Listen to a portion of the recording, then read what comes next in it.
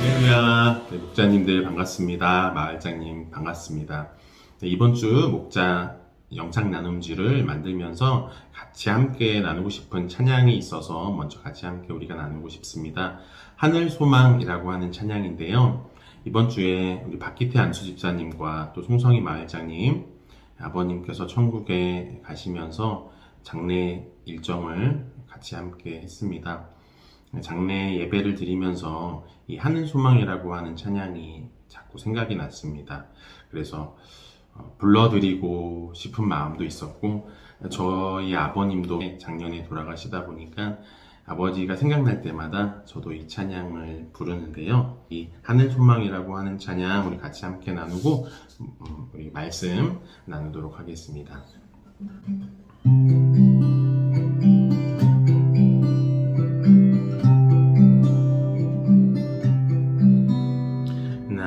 지금은 비록 땅을 벗하며 살지라도 내 영혼 저 하늘을 디디며 사네. 내 주님 대신 눈물 없는 곳, 저 하늘에 숨겨둔 내 소망이 있네. 보고픈 얼굴들, 그리운 이름들 많이 생각나. 때론 가슴 터지도록 기다려지는 곳, 내 아버지 넓은 품 날 맞으시는 저 하늘에 쌓은 내 소망이 있네.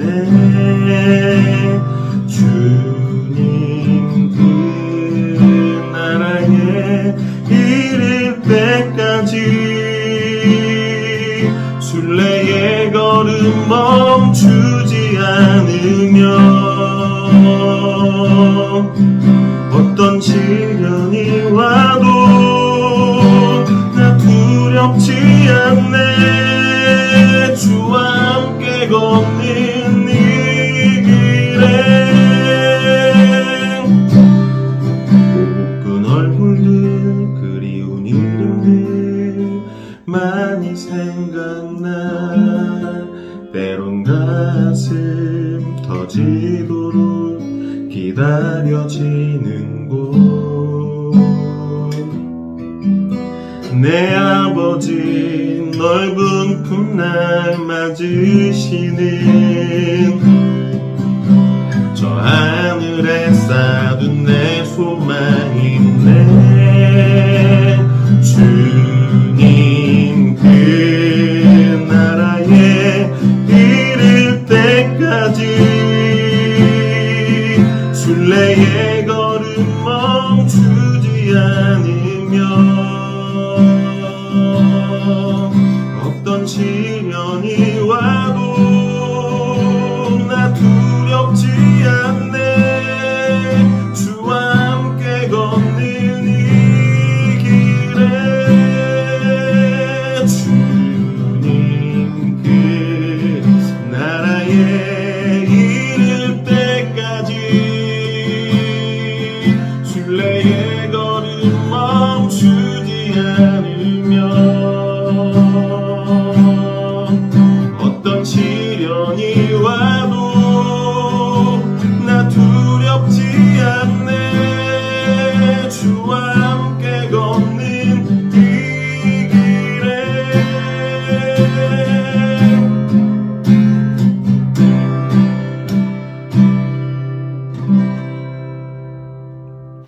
네, 이번 주는 베델로 올라가라 라고 하는 제목으로 창세기 35장 1절부터 7절까지 말씀을 본문으로 하나님께서 말씀을 주셨습니다.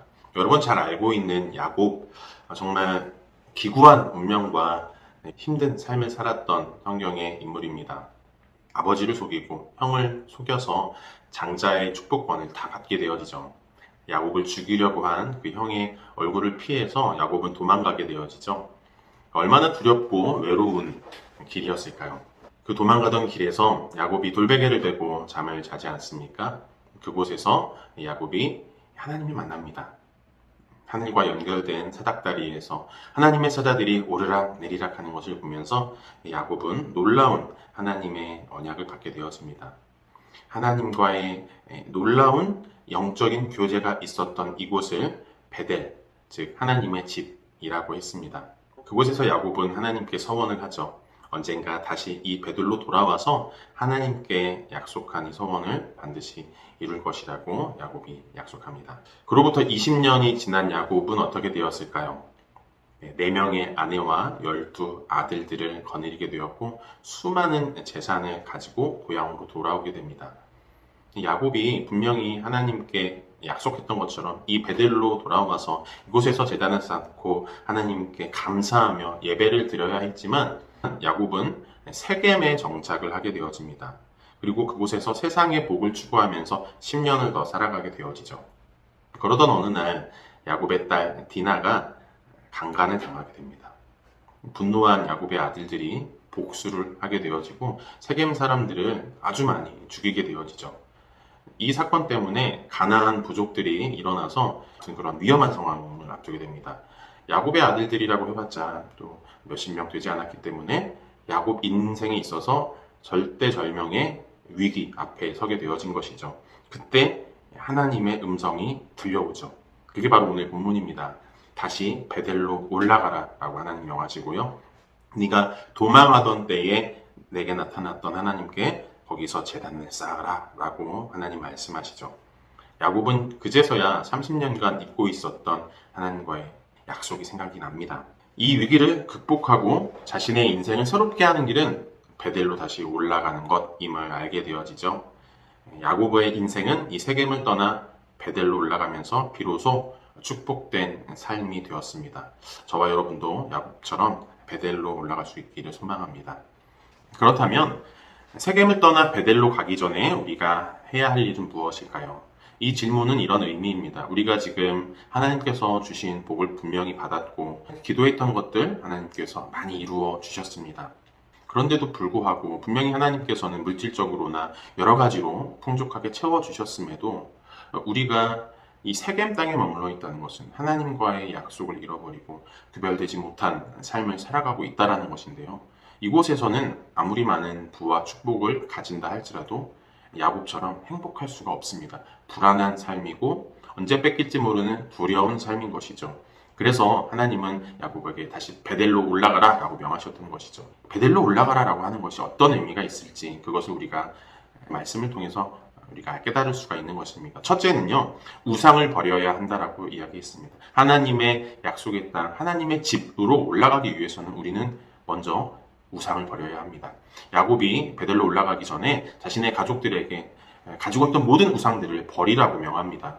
특히 라헬이 가지고 있었던 드라빔을 포함한 모든 우상을 버리라고 하죠. 야곱이 하나님을 만났던 그곳이 베델이지 않습니까? 이 베델은 하나님의 집이라고 하는 뜻인데요. 호세아서에 보면 이 똑같은 곳인 이 베델을 벳아윈이라고 부르는 것을 알 수가 있습니다. 호세아서 10장 5절에 나오는데요. 이 벳아윈은 악의 집이라고 하는 뜻입니다.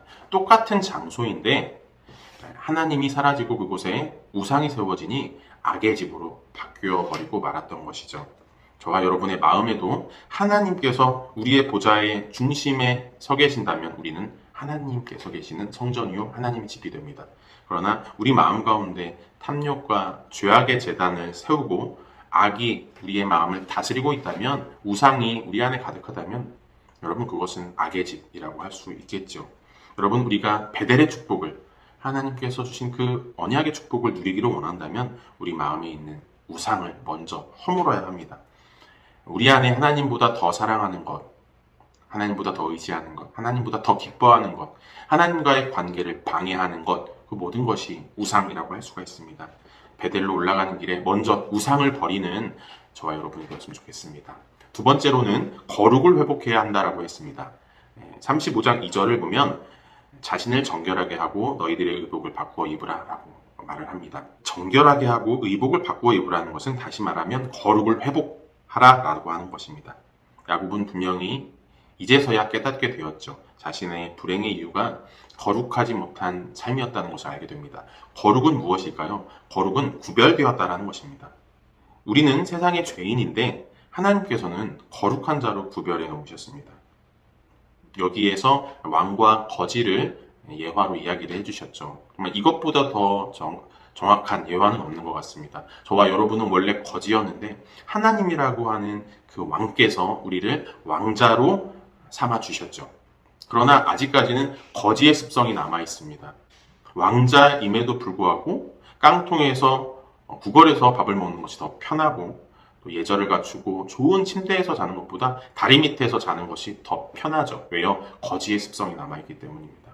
이 거지는 신분이 바뀌었음에도 불구하고 거룩한 삶, 구별되지 않은 삶을 지금 살고 있기 때문에 그 신분과 권세를 누리고 있지 못하는 것이죠.